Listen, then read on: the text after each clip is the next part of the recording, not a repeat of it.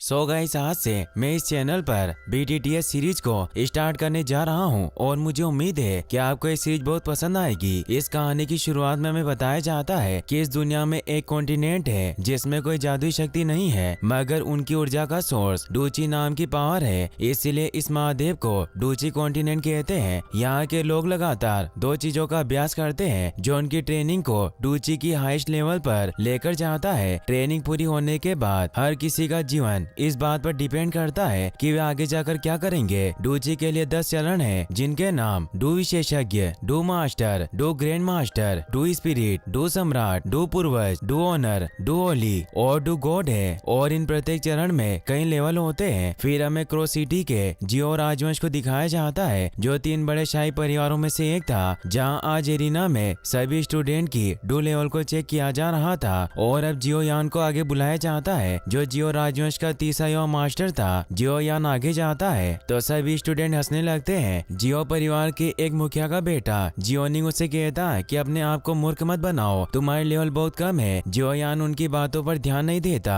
और ऊपर स्टेज पर आ जाता है, जहाँ डू स्तंभ पर अपनी लेवल को चेक करने के लिए हाथ रखता है, मगर उसका डू स्तर केवल 30 लेवल पर होता है, जो बहुत कम था। इसीलिए सभी उसका मजाक उड़ाते हैं, क्योंकि बचपन में उसे जीनियस कहा जाता है। उसकी पावर बचपन में ही 30 लेवल पर पहुंच गई थी और 11 साल की उम्र में उसने 10वें डूची स्तर को पार कर लिया था, मगर 3 साल पहले से उसकी पावर कम होने लग गई थी। इसीलिए स्टूडेंट बातें करते हैं कि वास्तव में अपने परिवार के लिए निकम्मा लड़का है। जियोनिंग कहता है कि अगर तुम कबीले के मुखिया के बेटे नहीं होते तो तुम्हें बहुत समय पहले ही अपने परिवार से निकाल दिया जाता। फिर अब टेस्ट के लिए जियो मेई नाम की लड़की को बुलाया जाता है। जियो यान उससे पूछता है कि क्या तुम सच में मुझसे नफरत करती हो, मगर वो कोई जवाब नहीं देती। जियो शर्म की वजह से मुंह नीचे करके वहाँ से जाने लगता है। तभी वहाँ जियो जूनियर आ जाता है, जो उसका हाथ पकड़कर कहती है कि तुम्हें परेशान नहीं होना चाहिए। जूनियर को टेस्ट के लिए बुलाया जाता है, इसीलिए वो जियो यान को कहती है कि तुम मेरा इंतजार करना। ये कहकर वो अपना लेवल चेक करने चली जाती है। वो जब अपनी लेवल चेक करती है तो उसका लेवल 9 होता है, जो बहुत ज्यादा था। इससे सभी हैरान रह जाते हैं और सब उसे देखने जाते हैं, मगर जियो यान वही खड़ा रहता है और मन ही मन में कहता है कि जूनियर मैं तुम्हारे लिए काफी खुश हूँ, मगर मैं तुम्हारे लिए अच्छा नहीं हूँ। तभी बारिश होने लगती है और हमें जियो फैमिली के मीटिंग हॉल को दिखाया जाता है, जहाँ जिया ली भी नाम का आदमी जियो परिवार के प्रमुख जान जियो को धमका रहा होता है, क्योंकि उनके बाजार को हड़पना चाहता था। जान जियो जिया लीबी को कहते हैं कि तुम हम पर दबाव नहीं डाल सकते, तो जिया लीबी हंसने लगता है और कहता है कि मेरे पास बहुत पैसे हैं, इसीलिए मैं और एओ बाबा मिलकर तुम्हारे बाजार और वुटेन सिटी के 2 परिवारों का प्रतिनिधित्व कर सकते हैं। और बाजार हमेशा अपने हाईएस्ट बोली लगाने वाले का होता है और हमारा ऑफर तुम्हारे ऑफर से 3 गुना ज्यादा है, इसीलिए तुम हमसे मुकाबला नहीं कर सकते और अगले साल जियो परिवार को क्रो सिटी छोड़नी होगी। इसे जान जियो के पहले और दूसरे एल्डर काफी गुस्सा होते हैं, जो 2 परिवारों के मुखिया थे, और उस पर हमला करने के लिए तैयार हो जाते हैं, मगर जान जियो उन्हें रोक लेता है और जिया लीबी को एक कार्ड दिखाकर बताता है कि मेरे बेटे जियो यान की शादी का प्रपोजल है। तो ऐसे जिया लीबी हैरान रह जाता है। जियो ली का साथी एओबा कहता है कि जियो यान तो वही है जिसने 11 साल की उम्र में 10वें डूची स्तर को पार कर लिया। जिया लीबी जब वो वेडिंग कार्ड पढ़ता है तो उसे पता चलता है कि जियो यान की शादी नालन येन रेन के साथ होने वाली है, तो ऐसे वो शॉक्ड रह जाता है। एओबा कहता है कि शादी का प्रस्ताव कब जारी हुआ, हमें इसके बारे में पता क्यों नहीं चला। जान बताते हैं कि बस एक छोटी सी बात थी, इसीलिए इसे पब्लिक करना जरूरी नहीं था। एओबा जिया लीबी को बताता है कि यूनलेन सेक्ट पावरफुल लोगों से भरा हुआ है, भले वो शहर से बाहर हो, पर वो अपनी रिश्तेदारी की वजह से जियो परिवार की मदद जरूर करेंगे। और नालन जो लड़की है वो यानरेन डिपार्टमेंट के हेड यूनलेन की फेवरेट स्टूडेंट है, जिससे हमें प्रॉब्लम हो सकती है। तो जान कहते हैं कि अब तुम हमारे सभी बाजारों पर कब्जा नहीं कर पाओगे, और वो हंसने लगते हैं। जियाली भी उसे वापस वो कार्ड देते हैं और कहते हैं कि हम यहाँ से जा रहे हैं, मगर तभी वहाँ मिस नालन अपने साथियों के साथ आ जाती है और ने कहती है कि मैं यहाँ आपको बधाई देने आई हूँ, और उन्हें झुककर प्रणाम करती है। तो नालन से कहते हैं कि तुम्हें इतना विनर होने की कोई जरूरत नहीं है, हम जल्द ही एक परिवार बन जाएंगे। नालन उन्हें अपने साथ लाया हुआ कलेक्टिंग पिल दिखाती है और कहती है कि ये मैं आपके लिए लाई हूँ, मुझे आशा है कि आप इसे स्वीकार करेंगे। इससे सब हैरान रह जाते हैं। नालन उन्हें बताती है कि इस पिल की मदद से आसानी से डू फाइटर अपनी लेवल अप कर सकते हैं, क्योंकि ये पिल क्यू एनर्जी को कंप्रेस प्रेस करके अपनी बॉडी में दाखिल करने की क्षमता देती है, मगर इसमें फेल होने की काफी संभावनाएं है और अगर कोई इसमें फेल होता है तो उसकी लेवल 8 से 9 स्तर नीचे गिर जाती है। इसीलिए ये पिल केवल 9 स्तर के लोगों के लिए ही काम करती है और उनकी लेवल को अप करती है। जान उसे कहते हैं कि तुम्हें मुझे ऐसा उपहार देने की जरूरत नहीं थी। नालन उन्हें बताती है कि मैं सच्चाई छिपाना नहीं चाहती, मैं जान गई हूँ कि पिछले 3 साल से जियोयान का लेवल काफी नीचे चला गया है, इसीलिए मैं किसी ऐसे आदमी से शादी नहीं कर सकती जो किसी जमाने में जीनियस रहा हो। मैं शादी का ये कॉन्ट्रैक्ट तोड़ना चाहती हूँ। जान हैरान हो जाते हैं और कहते हैं कि यह कोई बच्चों का खेल नहीं है। इस कॉन्टिनेंट में किसी जुड़ाव को बाधित करना इतना आसान नहीं होता। नालन कहती है कि बेशक मैं ये जानती हूँ, इसीलिए मैं इस कॉन्ट्रैक्ट को तोड़ने के लिए ये कलेक्टिंग पिल आपको दे रही हूँ। जान जियो कहते हैं कि मुझे लगता है कि तुम्हारे डिपार्टमेंट के हेड यूलेन इससे सहमत नहीं होंगे। नालन कहती है कि मैंने सेक्शन लीडर यूलेन से अनुमति प्राप्त कर ली है, क्यों नहीं चाहते कि मैं किसी ऐसे व्यक्ति से शादी करूं जिसकी लेवल मुझसे काफी कम हो और अभी आपका बेटा एक हारे हुए लड़के के अलावा और कुछ नहीं है, इसीलिए अब आपके पास इस कॉन्ट्रैक्ट को तोड़ने के अलावा और कोई तरीका नहीं है। तभी नालन के साथियों में से एक आगे आता है और वो 7 स्टार डो ग्रैंड मास्टर जी में बदल जाता है, जो यूलेन सेट का ग्रैंड मास्टर था। यह देखकर जान नालन से कहते हैं कि तुम क्या चाहती हो कि क्या मैं तुम्हारे सामने घुटने टेक दूं? नालन कहती है कि भले ही आप अपनी तलवार निकाल कर हमसे मुकाबला करें, मगर मेरा फैसला नहीं बदलेगा। मैं सगाई तोड़ना चाहती हूँ। तभी जियोयान जूनियर के साथ वहाँ जाता है, क्योंकि उन्हें पता चल गया था कि नालन वहाँ आ गई है और जूनियर ने जियोयान को इस बारे में बताया था। जियोयान नालन से कहता है कि मैं कॉन्ट्रैक्ट रद्द करना चाहता हूँ और कहता है कि अगर ये शादी कैंसिल हुई तो एक कॉन्टिनेंट में हमारी बहुत बदनामी होगी और पीढ़ियों तक हमारा परिवार शर्मिंदा रहेगा। जियोयान नालन के पास जाता है तो उसे कहती है कि क्या तुम ही जियोयान हो? तो कहता है कि क्या मैं तुम्हें हैंडसम नहीं लगता? नालन कहती है कि चाहे तुम कितने भी हैंडसम क्यों ना हो, पर तुम बेकार हो। मुझे तुम्हें देखकर बहुत दुख होता है, इसलिए मैं तुम्हें इस शादी को तोड़ने पर 3 कलेक्शन पीस दे सकती हूँ। साथ ही तुम यूलेन सेक्शन में भी ट्रेनिंग ले सकते हो। सभी से चौंक जाते हैं। जान जियो के साथी एयरडो ने कहते हैं कि अगर हम 3 क्यू पीस लेते हैं तो हमारा जियो परिवार और अधिक शक्तिशाली हो जाएगा और वो बाजार भी हमारे हाथ से नहीं जाएंगे जिन्हें हमने खो दिया है। दूसरा एल्डर भी उन्हें कहता है कि अगर जियोयान यूलेन सेक्शन में ट्रेनिंग करेगा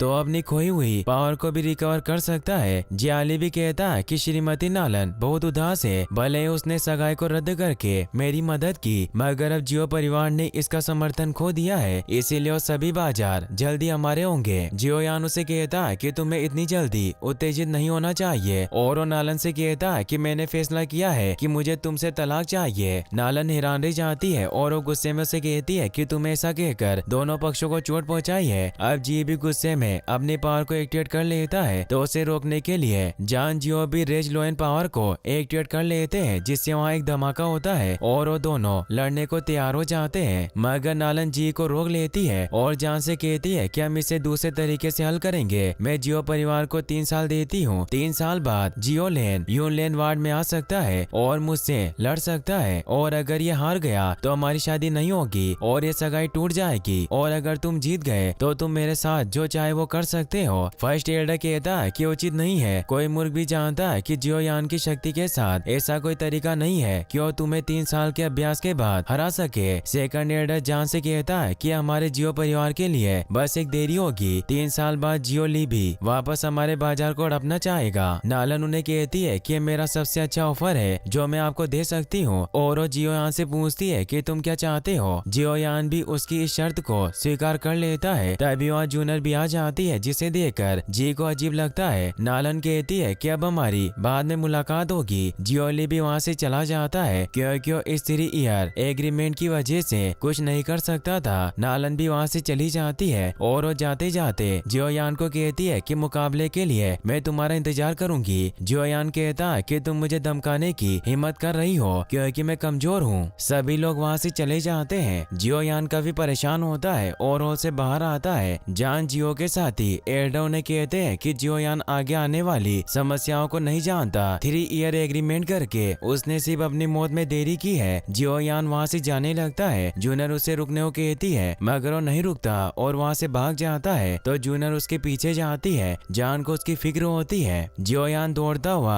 एक घर के पीछे आकर रुकता है। तभी वहाँ जूनियर जूनर भी आ जाती है जो उसे समझाने की कोशिश करती है, मगर उसकी बात नहीं सुनता और वहाँ से चला जाता है। वो निराश होकर आगे बढ़ रहा था, मगर तभी रास्ते में जियोनिंग अपने साथियों के साथ उसे रोक लेता है। वो कहता है कि मैं तुम्हारी राह देख रहा था। जियोयान वहाँ से जाने लगता है, मगर उसे जाने नहीं देते। जियोनिंग कहता है कि तुम्हें तो बहुत बड़ा जीनियस कहा जाता था, मगर तुमने बहुत बड़ी प्रॉब्लम क्रिएट कर दी। और अगर तुम ये सोच रहे हो कि हम सभी सिर्फ इसीलिए चुप हैं क्योंकि तुम्हारे पिता कबीले के मुखिया हैं, तो ये तुम्हारी गलतफहमी है। आज तुम्हारे फैसले की वजह से जियो परिवार को नुकसान हुआ, क्योंकि अगर तुम सही फैसला लेते तो आज हमारे पास 3 क्यू कलेक्टिंग पिल होती। और तुमने कभी सोचा है कि इन 3 सालों में हमारे जियो परिवार का क्या होगा? मुझे नहीं लगता कि तुम वास्तव में मिस नालन से लड़ सकते हो। जियोयान उसे कहता है कि तुम ये सब इसीलिए कह रहे हो क्योंकि तुम एल्डर के बेटे होने की वजह से वो कलेक्टिंग पिल हासिल कर सकते थे। अगर मैंने शादी का प्रस्ताव रद्द कर दिया होता। जियोनिंग इससे परेशान हो जाता है और उसे कहता है कि तुम दिखाना चाहते हो कि तुम नालन येन रेन के साथ लड़ सकते हो, तो तुम्हें अभी कोशिश करनी चाहिए। मैं देखना चाहता हूँ कि क्या तुम मुझे हरा सकते हो। जियोयान गुस्से में उस पर हमला करता है, मगर उसे कुछ नहीं होता और अपने हमले से उसे दूर कर देता है, जिससे सभी उसका मजाक उड़ाते हैं। जियोनिंग कहता है कि तुम्हारे पास बस इतनी पावर है। तभी वहाँ जूनर भी आने लगती है। जियोयान अपनी पावर को वापस से एक्टिवेट करके जियोनिंग पर हमला करने जाता है, मगर वो भी अपनी पावर को एक्टिवेट करके जियोयान को दूर फेंक देता है, मगर जूनर उसे पकड़ लेती है। जियोयान उसे कहता है कि तुम्हें मेरे पीछे नहीं आना चाहिए था, क्योंकि एक लड़की को पुरुषों के काम में इंटरफेयर नहीं करना चाहिए, और उसे चुप करवा देता है। जियोनिंग कहता है कि वास्तव में ट्राइब के मुखिया का बेटा महान है जो अपनी रक्षा के लिए लड़कियों की हेल्प लेता है। सभी हंसने लगते हैं। जियोयान को इससे और ज्यादा गुस्सा आ जाता है और अपने फायर पावर को एक्टिवेट करके उस पर हमला करने जाता है, मगर निंग उसे मुक्का मारकर दूर गिरा देता है, जिससे जियोयान के मुंह से खून निकल आता है और वो उठ भी नहीं पा रहा था। जूनर उसे संभालती है। निंग उसे कहता है कि तुम जीनियस होने के बाद भी इस तरह नीचे गिरे हुए हो। जूनर को उन पर गुस्सा आता है, इसीलिए वो उन्हें अपनी आंखें निकालती है, जिससे निंग डर जाता है क्योंकि जूनर की पावर काफी ज्यादा थी। इसीलिए वो अपने सभी साथियों से कहता है कि हम सभी को संभल कर चलना चाहिए। इतनी भीड़ वाली जगह में किसी को भी चोट लग सकती है। सभी हंसने लगते हैं, मगर वो सभी को हंसने से मना करता है और वहाँ से चले जाते हैं। जूनर जियोयान से पूछती है कि क्या तुम ठीक हो? जियोयान अपने मुंह का खून पोंछते हुए कहता है कि मैं ठीक हूँ, तुम मुझे अकेला छोड़ दो, और वहाँ से चला जाता है। जूनर को उसकी काफी फिक्र होती है, मगर उसके पीछे नहीं जा सकती थी। जियोयान रोता हुआ जंगल में चला जाता है। उसे अपनी पुरानी बातें याद आती है कि लेवल कम होने की वजह से सबने उसका मजाक उड़ाया और उसके पिता को नालन के सामने शर्मिंदा होना पड़ा। जियोयान दौड़ता हुआ एक जगह पर पहुंचता है जहां उसकी माँ की कब्र बनी हुई थी। वो वहां बैठकर रोने लगता है। यहाँ हम जान जियो को भी देख पाते हैं, जो भी वहीं मौजूद थे, जो मन ही मन में कहते हैं कि बेटे तुमने आज बहुत बहादुरी से काम लिया। तुमने अपने जियो परिवार को 3 साल का समय दिया खुद को मजबूत बनाने के लिए, इसीलिए मैं तुमसे बहुत इम्प्रेस्ड हूँ। मगर 3 साल बाद भी हमें अपना भाग्य भुगतना होगा, पर चाहे जो कुछ भी हो जाए तुम्हारे पिता तुम्हारे लिए जरूर लड़ेंगे। ये कहकर वहाँ से चले जाते हैं। जियोयान अभी भी रो रहा होता है और वो कहता है कि मेरे साथ ऐसा क्यों हुआ, मैं ऐसा क्यों हूँ। और वो अपनी माँ से कहता है कि 3 साल बाद जब मैं मरने के बाद आपसे वन में मिलूंगा तो आप मुझे देखकर निराश हो जाओगी और अब कोई चमत्कार ही मुझे बचा सकता है। तभी जियोयान को कुछ होने लगता है और उसकी रिंग ग्लो करके हाथ से बाहर निकल आती है। जियोयान को एक आवाज सुनाई देती है जो उसे कहती है कि बच्चे तुम इतने चिंतित क्यों हो। जियोयान हैरान हो जाता है, उसे कुछ समझ नहीं आता। वो आवाज उसे कहती है कि तुम्हारे लिए चमत्कार देखने का समय है, मगर तुम डरे हुए हो। और वो आत्मा सामने आती है जो उसे कहता है कि मैं याओ लाओ हूँ, मैं तुम्हारी मदद करूंगा। जियोयान उनसे पूछता है कि आप मेरी मदद कैसे करना चाहते हैं। तो याओ लाओ से कहते हैं कि अगर तुम डू कॉन्टिनेंट में किसी को हराना चाहते हो तो तुम क्या करोगे। सबसे इम्पोर्टेंट बात यह है कि आपके पास लड़ने के लिए पावर होनी चाहिए। फिर वो एक एक करके डूची के चरण को पार करेगा। सबसे पहले कोई डू मास्टर बनता है, फिर डू ग्रैंड मास्टर, और ऐसे ही वो अपना लेवल बढ़ाता रहेगा। और अगर तुम भी इस मेथड को फॉलो करो तो तुम अपनी टेक्निक की मदद से नालन से लड़ सकते हो। इस कॉन्टिनेंट में डू क्यू एक स्किल बन गई है। सबसे मजबूत से लेकर सबसे कमजोर तक 4 वर्ग और 12 स्तर होते हैं, जिनके नाम हेवन, अर्थ, ब्लैक और येलो है। और इन प्रत्येक वर्ग को 3 लेवल में डिवाइड किया गया है, जिससे 12 स्तर यानी लेवल बनती है। जियोयान उन्हें कहता है कि मैं इसके बारे में पहले से ही जानता हूँ। याओ लाओ लाओ से कहते हैं कि नालन की स्किल हाई लेवल ब्लैक पर है, मगर मैं तुम्हें इससे ज्यादा और कुछ भी सिखा सकता हूँ। जियो यान इससे खुश होकर कहता है कि क्या आप सच कह रहे हैं? तो याओ लाओ हमें जवाब देते हैं। जियो यान मन में सोचता है कि हाई लेवल स्किल्स बहुत कठिन होती है। साधारण लोगों के बीच सबसे मजबूत स्किल लेवल जर्दे तक होती है और कुछ शक्तिशाली परिवारों के पास ही केवल ब्लैक स्किल लेवल होती है। और जियो परिवार में सबसे स्ट्रॉन्गेस्ट स्किल लाइन फ्यूरी होती है और ब्लैक एवरेज स्किल को हर कोई नहीं सीख सकता,